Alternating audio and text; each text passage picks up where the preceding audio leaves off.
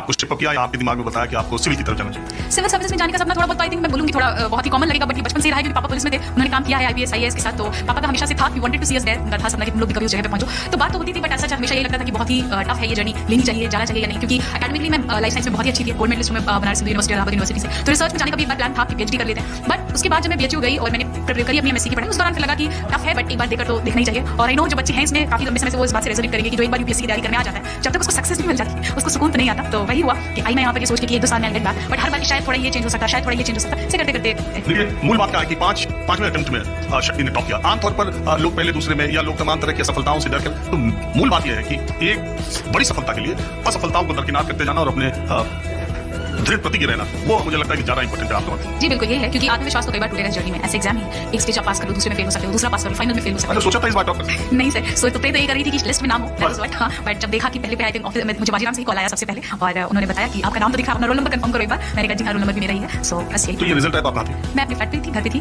पहला फोन आपको कोचिंग से? जी हाँ, पहला फोन मुझे बताया गया आप इस कोचिंग में काम भी करती हैं? जी, बाजीराम रवि में ही काम करती हूँ। अभी कुछ टाइम से मैं स्टूडेंट्स को यहाँ मेंटर कर रही थी, जो यूपीएससी की तैयारी करते हैं जो बच्चे, उनके लिए बाजीराम का ऐसा एक प्रोविजन है कि जो स्टूडेंट्स मींस लिख चुके हैं या इंटरव्यू में अपीयर हो चुके हैं, वो यहाँ पे आके बच्चों को मेंटर करते हैं जो आने वाले छात्र हैं। तो फिर मम्मी पापा और घर वालों से कब बात हुई? उन तुरंत जब ऑफिस का फोन रखा उसके बाद ही फिर मम्मी को कॉल किया, पापा को फोन किया, सबको बताया कि रिजल्ट आ गया, इस बार पिछली बार की तरह निराशा नहीं, इस बार तो अच्छा है, एंड रैंक भी बताई, उनको भी बहुत खुशी।